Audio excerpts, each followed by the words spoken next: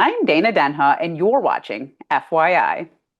Habitat for Humanity Huron Valley worked with numerous volunteers to assist homeowners with landscaping and exterior revitalization and overall neighborhood beautification, creating a strong sense of community pride. Habitat for Humanity is doing a Rock the Block event here in West Willow. We have over 100 volunteers from local businesses and corporations here to help us rock the block. We'll be completing some minor repairs to homeowner-occupied homes here in West Willow neighborhood and completing beautification projects to some partner sites. We really find that investing in a community over time can make an incredible impact. So not only do we complete these beautification projects in the West Willow neighborhood, but we've also built and renovated a lot of homes through our home ownership program and completed critical repairs through our home improvement program. I myself and a lot of people on my block, we are elderly and disabled, so it's really hard for us to get out in our yard and clean it up and do repairs. I just had a hip replaced, so I've been kind of supervisor today, but they've been here and doing amazing stuff. The hedges in front of the house have been pretty much overgrown, almost to the roof line, and I had a rock flower garden that was far too big, so they helped me reduce the size of that into something more manageable. They've helped trim out a lot of brush and scrub that needed to go, and they have been wonderful helpers today. I love the stuff that Habitat does, and involving corporations and involving companies and involving groups of people and volunteers, because all of the work here today was done by volunteers. It's honestly surreal that this many people are willing to come and help complete strangers.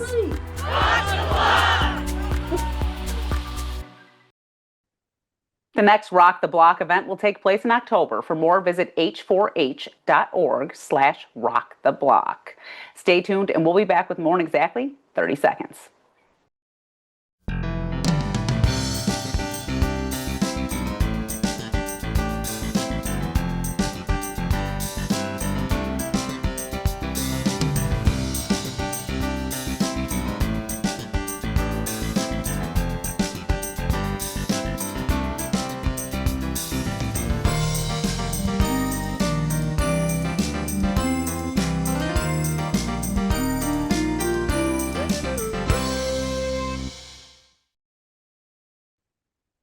Ann Arbor is home to more than 160 parks with scenic views, places to play, and some top-notch facilities.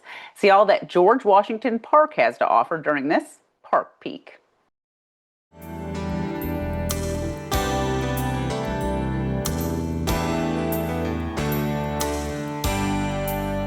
Welcome to George Washington Park, a small triangular park in Ann Arbor that is home to one of the city's most iconic landmarks, the Rock.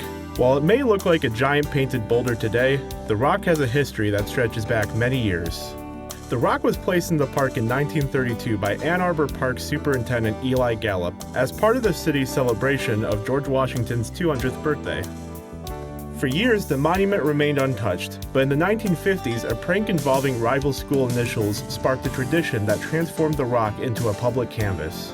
Since then, students, organizations, and community members have used the Rock to celebrate achievements, share messages, support causes, and express creativity. Beneath the many layers of paint lies a commemorative plaque, a reminder of the monument's original purpose and history hidden beneath its colorful surface. Today, George Washington Park may be small, but the Rock continues to serve as a unique symbol of Ann Arbor, where history, community, and self-expression come together in an ever-changing work of public art. For more information about this and other city parks, visit a2gov.org/parkfinder.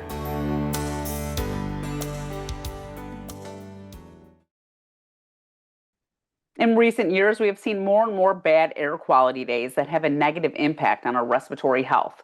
Learn more about Ann Arbor's air quality dashboard in this month's City Roundup in 60.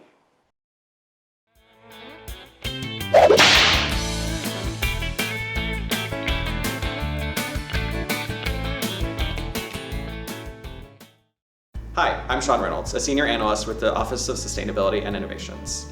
I'm excited to share that the city, in collaboration with Clarity Movement, now operates an air quality dashboard that displays the Air Quality Index, or AQI, at each of 10 air quality monitors that we have installed across the city. The AQI is the U.S. Environmental Protection Agency's official reporting metric for air quality. There are 6 levels of AQI, with level 1 representing good air quality and level 6 representing hazardous air quality. Using our dashboard, I encourage you to sign up for email alerts whenever your AQI reaches level 4 or higher.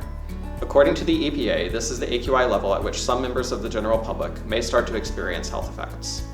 For those who are considered sensitive groups, such as children, adults over the age of 65, and people with respiratory diseases such as asthma, these health effects may occur starting at AQI level 3. You can find our AQI dashboard, more information, and a link to a more detailed dashboard with graphs of individual pollutant levels at a2gov.org/air quality. This work helps to build the resilience of our community and is a part of the city's A20 plan to achieve community-wide carbon neutrality by 2030.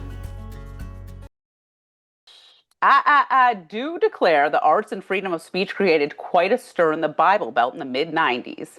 As a theater company worked to put on a show with adult themes and homosexuality, oh my, that made the town and the nation go into a frenzy to the point where the actors and crew feared for their safety. Joining me is Karrie Waarala, director of PTD's Southern Rapture. Karrie, welcome back to the show. Hi, Dana. Good to be here. It's always a pleasure. Why don't you tell us a little tease of Southern Rapture and why you wanted to put this show on the stage at Riverside Arts Center. Sure. Well, Southern Rapture is based on a true story. 30 years ago in 96, Angels in America, award-winning, Tony and Pulitzer award-winning play. The rights had just become available for theaters around the country, and only 6 theaters got the rights right off the bat. So, of course, it's places like Chicago and San Francisco and LA and somehow Charlotte, North Carolina. And Charlotte, North Carolina in 1996 was not ready for Angels in America. And the furor that rose up around it gained national attention. It was the government versus the theater and protesters and the playwright making sure that his play was performed as written, and it got national attention when the mayor and the theater director ended up in a name-calling shouting match on live national TV. So it made quite the stir and had quite the long-standing impact on the arts community in Charlotte. And so what's your relationship? Have you seen Southern Rapture and then wanted to do it? Like, what's your relationship to the show and what made you, because it's a lot of work. We know it's a lot of work to direct a show. It is. Well, I fell in love with Eric Kobel's work directing The Hat Box for PTD last year. And I read Southern Rapture, and my first thought was, oh my, this is absolutely hilarious, and there's no way that PTD could do this. And by the time I got to the end, I thought, there's no way we can't do this. It says so much about, unfortunately, where we found ourselves again with, government in getting in the way of the arts, of policing what people can and can't say. As a librarian, we have seen so much censorship and such an uptick in attempted book bans over the last few years. People trying to decide what people should be allowed to read, what people should be allowed to see. It just spoke to me on both of those levels. And it's absolutely hilarious. And as Kobel is wont to do, kind of surprises you with some really touching moments as well. Yeah, I was reading about my friends in it, Adam Weekly, and that's how I bought my ticket. And I'm like, I'll go support Adam. And then I was like, let me find out a little bit more about the play. And I was like, this play sounds amazing and hilarious. And obviously, like you said, we see more people that are negative about homosexuality. I'm sure full frontal nudity is not on many people's list. I will say, I feel like a couple years ago, and this was before everyone got really uptight, there was a string of cinema that came out with full frontal male nudity. And I was like, this is actually kind of nice, because for many, many, many, many decades, it was always about the ladies. Mm-hmm. And now it's like, yeah, let's see it go both ways. I'm not against nudity in art. So why does it have to always be a woman? Why is it offensive when it's a man? And the theater director, Marjorie, in this play actually makes that statement. She says, let's face it, we wouldn't even be talking about this if it was a woman. And that's absolutely part of the uproar about it. About a 7-second scene that takes place in a doctor's office. It couldn't be it. It's It's not sexual. not remotely sexual, and it's just exactly what happens in Angels in America.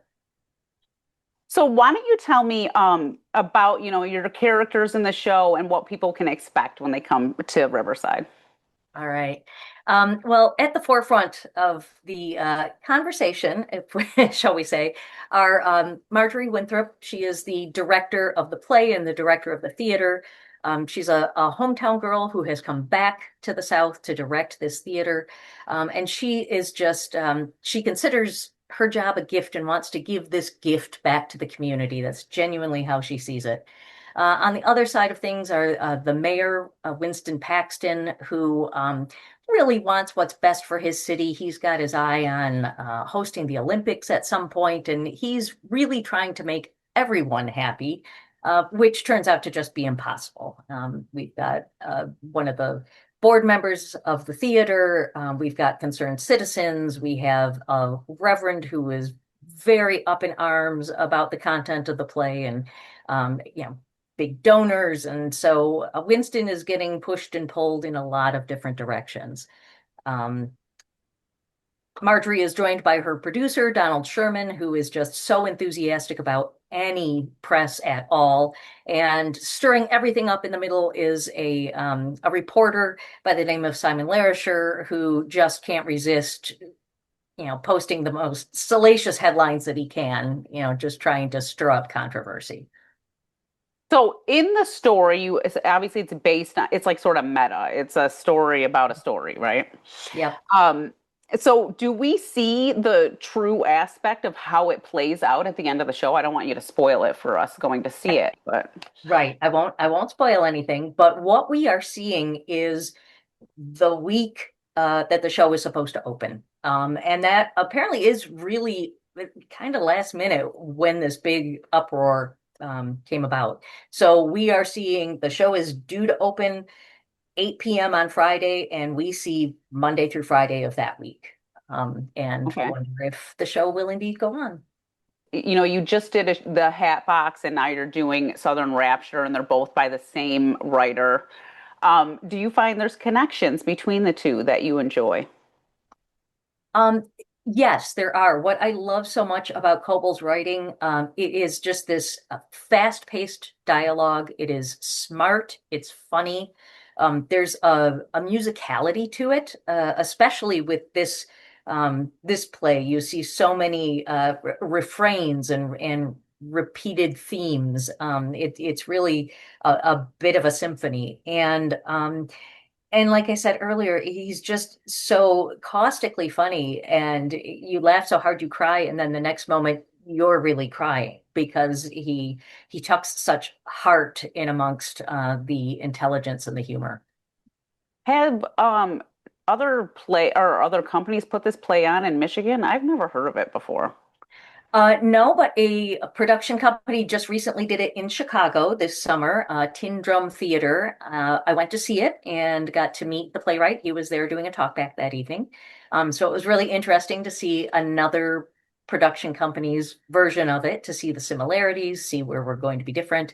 And I'm thrilled to say that Eric Coble is going to also be joining us for a talkback on August 21st. So people should get ready with their questions while they're watching the show. Absolutely. Maybe tease one of your favorite comedic parts of the show. Do you have a part that you just like die from? Oh gosh, there's so many. Right at the beginning, we see a very concerned citizen who comes to a city council meeting about her concerns, and she is so offended by what she reads in this play that she has to read it out loud in the city council meeting that is being televised and is now being seen all over the city. And we've seen that so much in the last, such a rise in that at library board meetings, at school board meetings. Fortunately, not where I'm at, but and people just don't seem to understand the how ironic it is that, I don't want anyone to hear or see this, so I'm going to make sure that all of you have to hear it.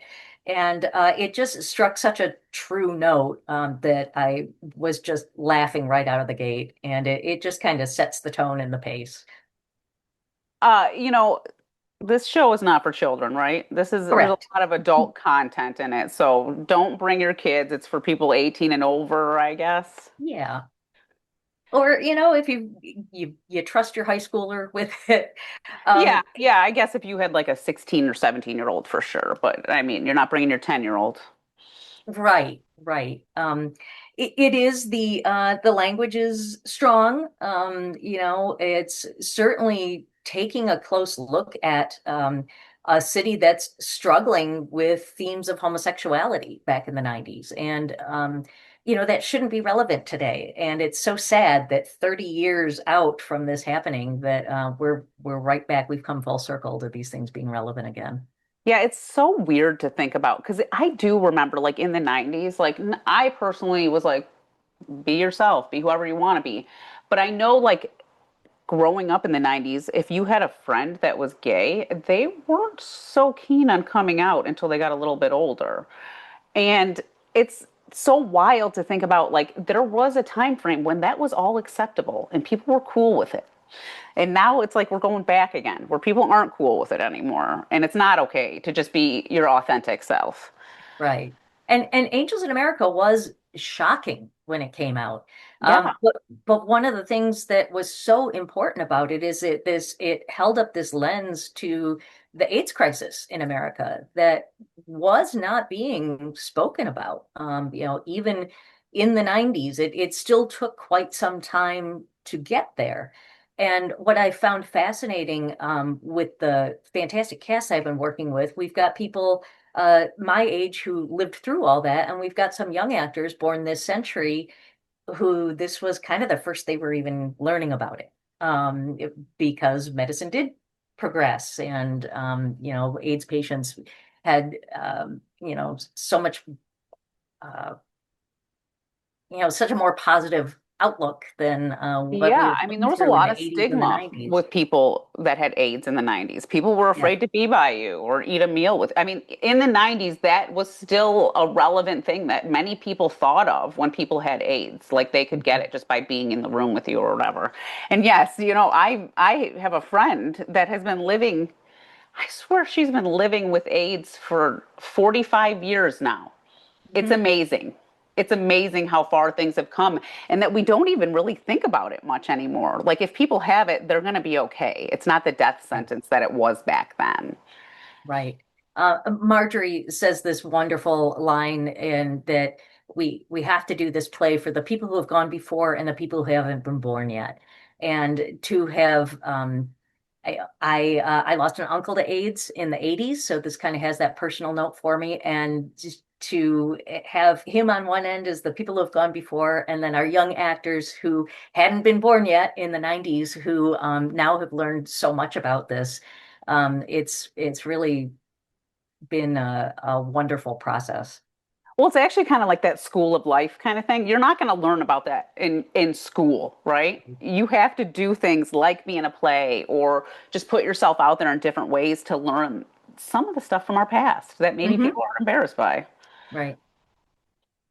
So, tickets, when is the show? Tickets, all that stuff. Sure. Tickets are available online. Just visit our website at ptdproductions.com. The show goes up August 13th. It runs through August 22nd. We've got 8 performances, evening performances Thursday, Friday, Saturdays, and a matinee on Sunday the 16th and Wednesday the 19th. How is the show feeling to you right now? You know, you're obviously still a couple weeks out before you need to have an audience. How are you feeling about it right now? I mean, I think it's kind of like cool and a big deal to bring something like this that is sort of controversial. I'm feeling really good about it. This cast has been so fantastic to work with. Everybody's just so on, and some actors have the challenge of playing two or even three characters as well. Everybody's worked so hard. I think it's going to be very interesting to just bring it from where we've been rehearsing into the theater. We're making use of the space around the stage. We're making use of the aisles, and so to be able to get in there and really realize, oh, okay, this is how big our playground is. Now we've got to make some adjustment. It's a meta show, so it's a theater. You're in the theater, a show about a theater. So what's the set like? The set is pretty simple. We have a couple main areas where action takes place. We're in the mayor's office. We're in the theater office. We're often just on the bare stage of the theater itself. Sometimes we're in a dining room or a coffee shop. And so it's the kind of set that just has to be simple and just move quickly. So we'll see a lot done with lights. We do have a very clear, this is the mayor's office and this is the theater office, and everything else is kind of a bit of a playground that can be used in any manner. Middle of the stage is going to be part of the theater office in one scene and part of the mayor's office in another, and just a empty stage on a theater that's waiting to put on a play. So it's a lot of fun. It's not the typical PTD set because of that. It's too many locations and it moves too fast to be able to do that. Yeah, it's pretty cool though to think about like, oh, when you get in there, that's really going to solidify that show big time. It's not like other shows where you're really just on the stage most of the time. It depends on the show, obviously. But, when you need to use the aisles and all these different things, yeah, that's going to really help everybody immensely. Yeah, and one of the great things about PTD Productions is that we do get into the theater a week earlier than a lot of theater companies Yeah. do, which gives us extra time to work on the set and get familiar with the space, and it really helps. What are so far, maybe one or two of the highlights that you've had during your rehearsals?